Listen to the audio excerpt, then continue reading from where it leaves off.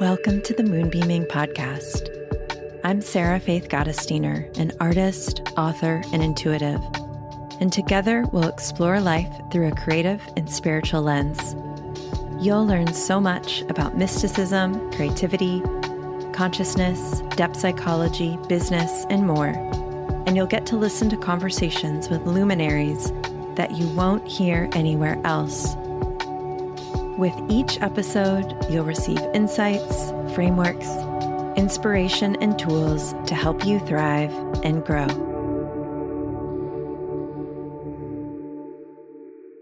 The very exciting studio news is that our very, very, very beloved, very, very special 2025 spiritual guide, Many Moons, is just about to make its way to the studio and will be shipping out to your doorstep in early November, which is just around the corner. As you know, this is a limited edition item, so if you know that you want one, please order it. If you are Canadian, we can now send you one. And for all our UK and EU folks, we're working hard trying to find retailers and distribution so that you can get your copies. And I suggest you sign up for our newsletter so that you can be in the know. So you can be the first to know all the information about this project and how you can receive your copy for next year.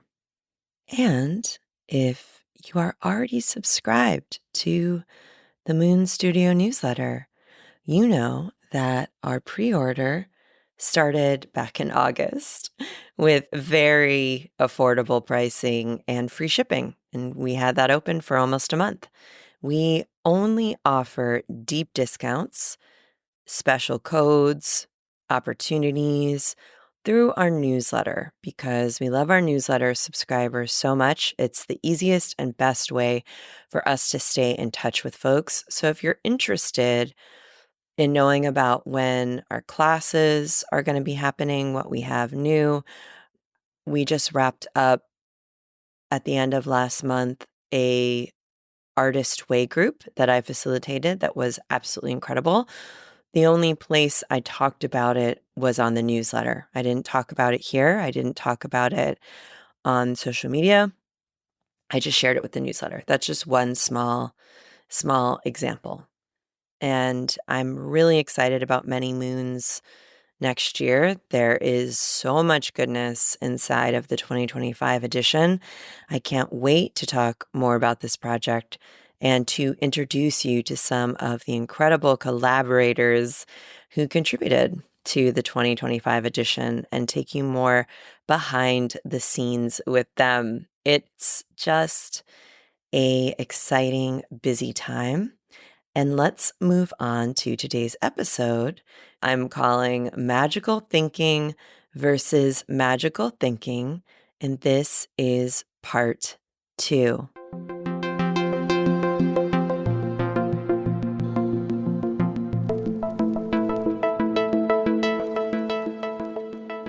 In last week's episode, which is a precursor to this week's episode, so I highly suggest listening to that one if you have not already, we discussed the term magical thinking primarily through a psychological lens. It's a psychological term that infers cognitive distortions that often start in childhood that aren't useful and helpful to us.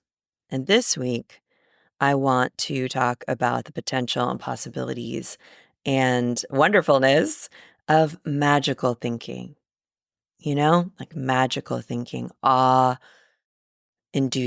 thinking, miracles, synchronicities, aliveness.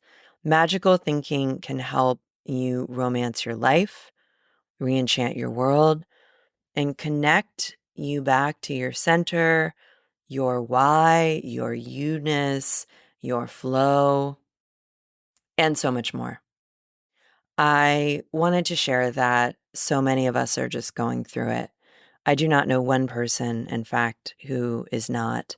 And there's always levels and layers. Being a human in general is to be going through it. It's rare that there's not something happening because life tends to life, does it not? But in general, for so many people, life is lifing. I don't think I've talked about this publicly. I can't remember what I say where. I know I've shared this with folks who've taken my classes, but it's my sense that our collective allostatic load has just reached a limit in unprecedented ways for a lot of us. Sorry, I used that word. Sorry, not sorry, but it's true. And I think a lot about how when everything starts to get crunchy and hard, when curveballs happen, when life feels so overwhelming or challenging or difficult or dark, we forget about our tools and we don't use them. We forget about the simple, free practices and outlooks we need in order to cultivate and stick to in a disciplined manner, in a devoted manner, in a consistent manner in order to stay connected, centered, and able to access our intuition. We cannot access our intuition when we are contracted and anxious. Maybe you can. I can't. I'll just speak for myself. It's very difficult to access our intuition easily when we are glued to our phones, addicted to our phones, and trapped in some kind of Groundhog's Day of stress and worry. I'm sharing this as someone who's dealt with all kinds of scarcity and all kinds of objectively hard things. I remember once I was teaching a class in March of 2020, and incredibly understandably so, folks were, going through it. They were dealing with all the things that all of us were undergoing at that time. Someone in one of my classes commented that I seemed calm or I seemed, not very freaked out or frazzled. And I shared with them that I had my own personal 2020 multiple times. I've had multiple times in my life that I didn't think I was going to live or be okay. I've had multiple near-death experiences, literally thought I was going to die and did not. And then larger one that I've shared publicly before, where I literally had a doctor sitting across from me telling me I was going to die and that I needed to take care of all my affairs very quickly. And that was 9 years ago. So I've had my own personal end of the world multiple times that I've had to contend with, that I've had to process, that I've had to, be with. These moments that rocked my entire being, that made me question absolutely everything, that plunged me down into the depths of despair and fear and reminded me about how fragile everything was and how nothing really is promised.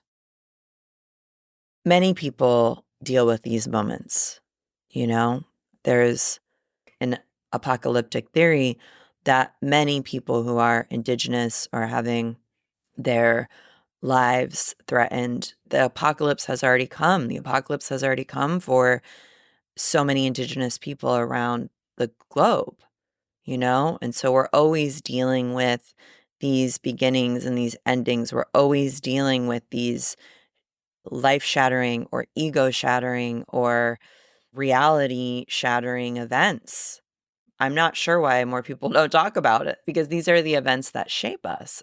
I'm very shaped by these intense things that happen to me, and I'm shaped by them in a positive way. And they're also very, very, very absolutely magical moments that opened my consciousness up when I first realized I was psychic and was able to access and speak to dead people or my guides or hear my guides. Practicing magic, having spells work remarkably well, eerily well, if you're a practitioner and you understand in only ways that you can. Falling in love with my partner and the amazing psychedelic heart opening, consciousness opening experiences that true love can give us. I could be here forever. I'm thinking of certain relationships and friendships. I'm thinking of certain moments. And I think this would be a really good time, if you are going through it, to also begin remembering those beautiful moments, those consciousness opening moments, those magical times in your life, just to contrast and just to lean into a larger spectrum of availability of realities. And I know for me, my life is often better when there is enchantment in it, when there is romance in it, when there's creativity in it, when I'm tuned into my intuition, when I'm fairly consistently practicing rituals and even magic. For me, when I'm connected to my intuition, when I can be creative for long periods of time, when I can access support from nature, from herbs, from the unseen realms, I just feel better all over, and life just flows and life just feels better and more alive. My thesis is that more people would feel better if they were to figure out how to access their intuition, what they were here to create, if they had the time, trust, capacity to follow those threads, to follow those breadcrumbs, to lean into the shape of their intuition and their creativity together. And I want to be clear, I'm not saying, oh, become an artist or a psychic or something. That's not what I'm saying at all. I'm simply talking about a different way of engaging with the world and a lifestyle that is more organic and more natural and more intuitive and more connected to place, space, time, and the greater web and the greater world.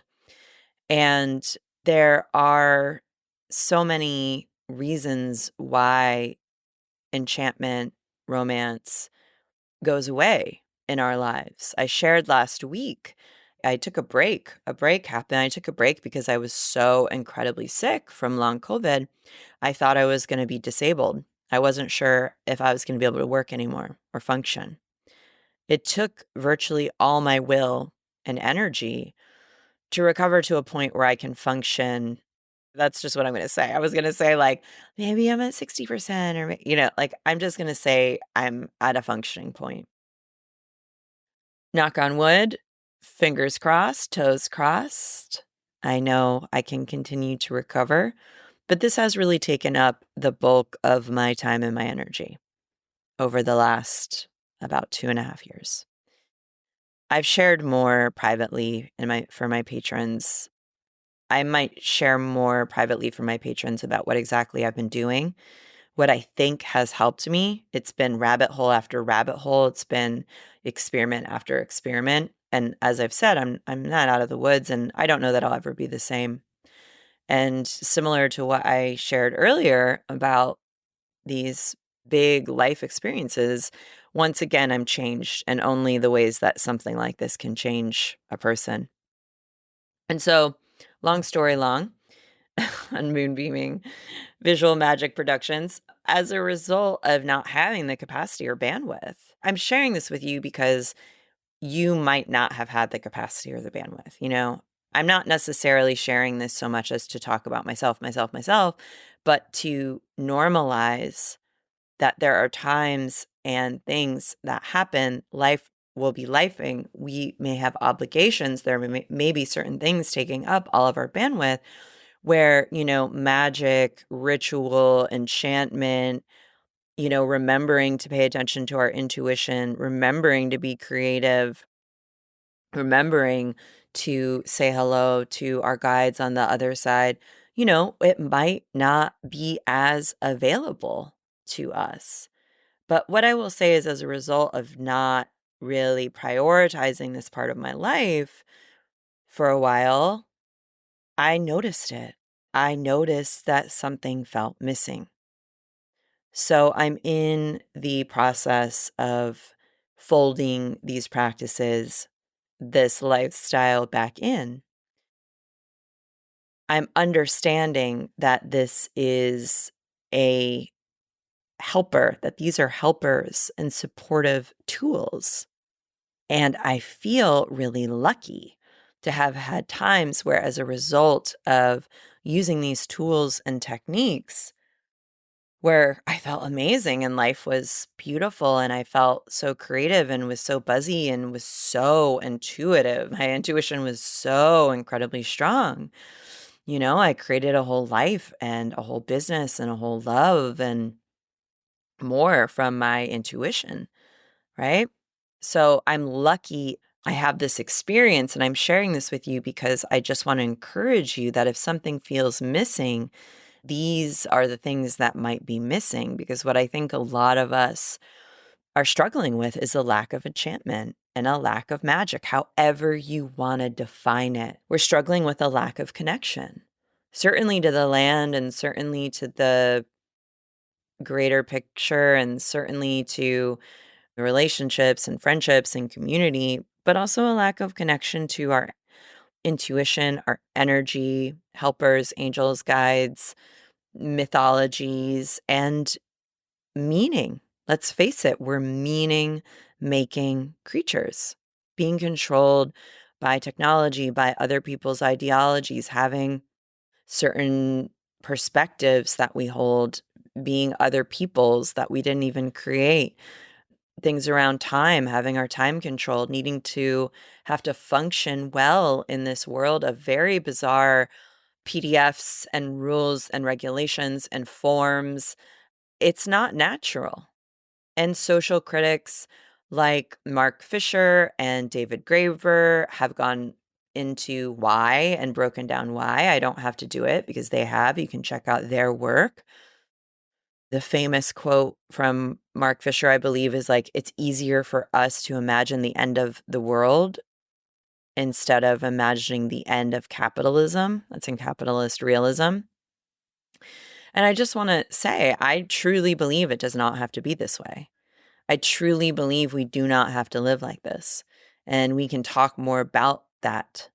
We can begin to make different choices, together, separately and together. And this is the only way we're going to make change. And the second reminder around this is the way that these things function is by design. It's meant to take away your time. It's meant to take away your energy. It's meant to take away your agency, your intuition, your self-trust, and your power. Period. The personal is the political. This is why I'm a political person. It's all together. It's all interlinked. It's all interwoven, I was thinking about this in the shower this morning. I was thinking about how certain things I do, like get my nails done. I mean, I like getting my nails done, but it wasn't my idea. And there's some kind of signification or there's some kind of belief around that was created that I'm literally spending money and time to get my nails done, and we could follow that line of thinking around a lot of different things. And I think it's useful to do that in our own lives. It's all working by design, by someone else's design. This is actually part of one of the reasons why I decided to become a designer. I was fascinated and interested in learning how to design. So a question you can ask yourself is, who benefits from my doubt and my fear and my powerlessness? Who benefits from me hating myself and not loving my body? Who benefits from me believing I'm shameful? You could just fill in the blank on and on. Whenever you catch yourself in that mindset, you can ask, who's benefiting from this?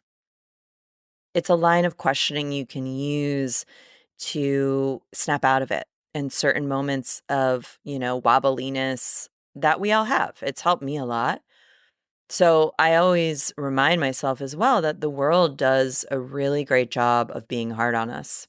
So we don't need to be hard on ourselves on top of it. We don't need to continue that. You can catch it.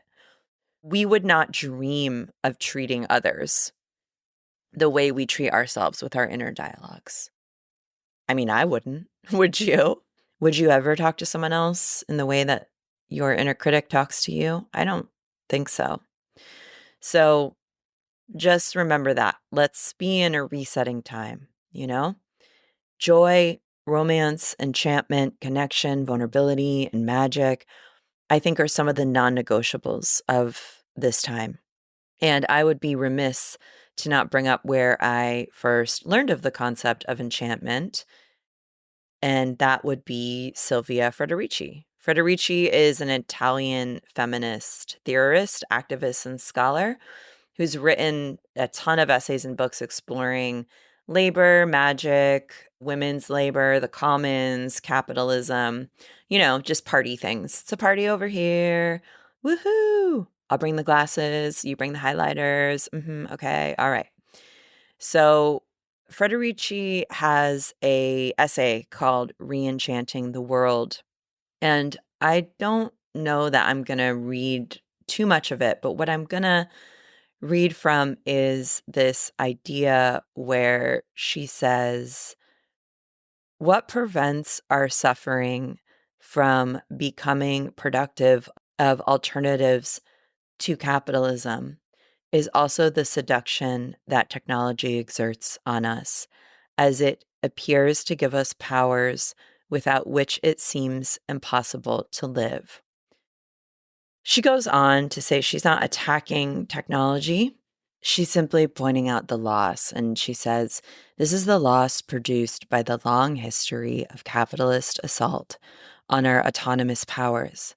I refer here to that complex of needs, desires, and capacities that millions of years of evolutionary development in close relation with nature have sedimented in us, which constitute one of the main sources of our resistance to exploitation.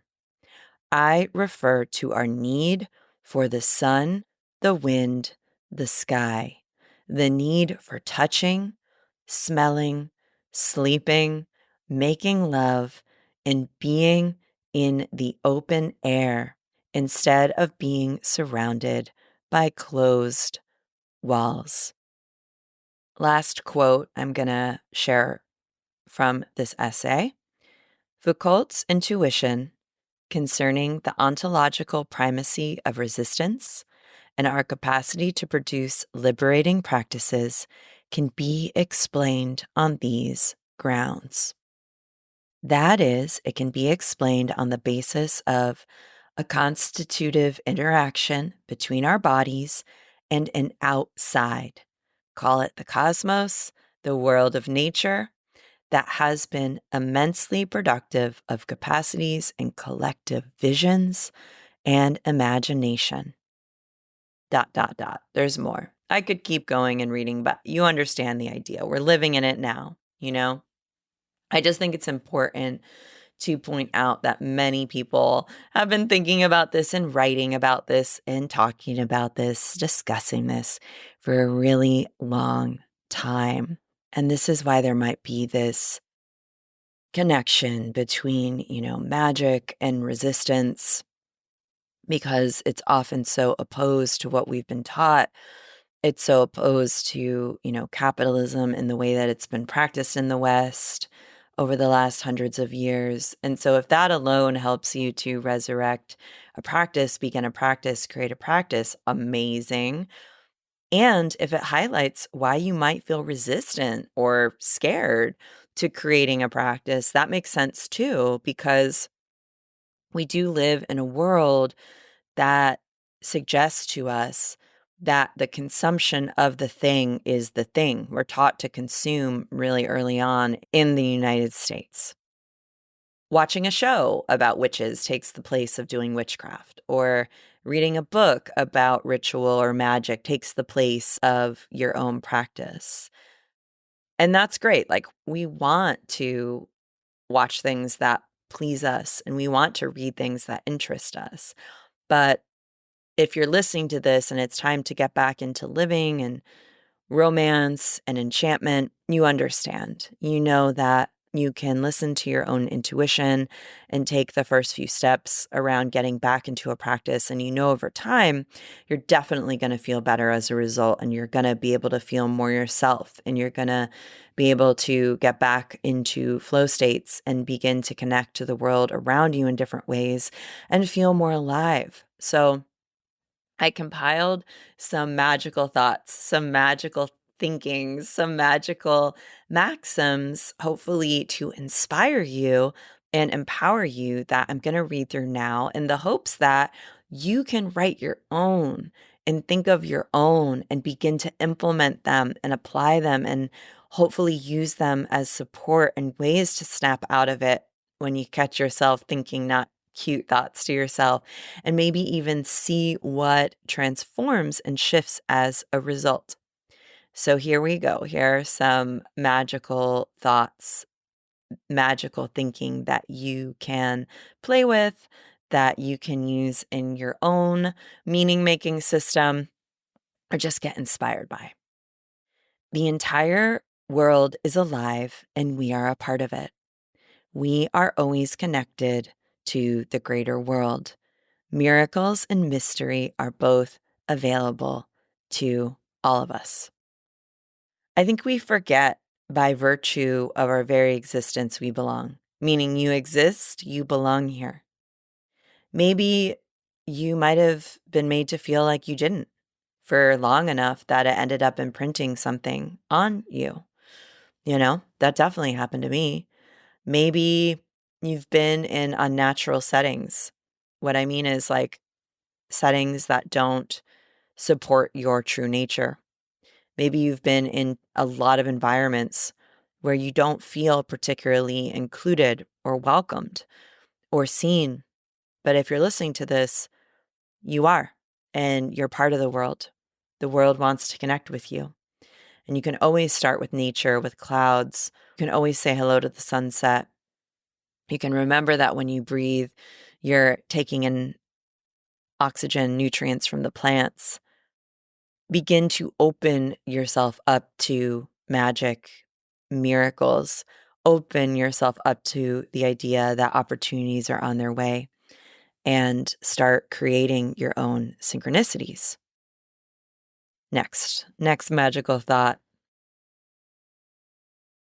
Awareness is a simultaneous remembering and waking up. I shared more about this in Clear Channels. So hi, Clear Channels, babes. We're remembering. We're remembering who we truly are, what is important. We're remembering wisdom.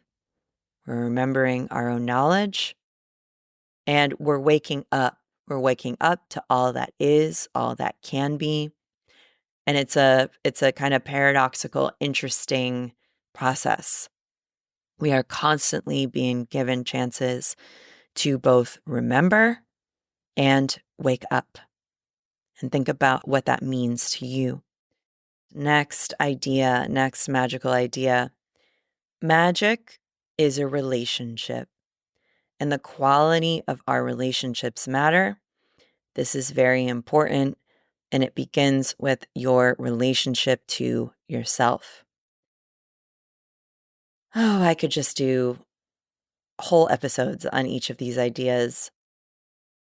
I think it's important to consider the quality of energy you bring to a space, and remembering that you too are a space.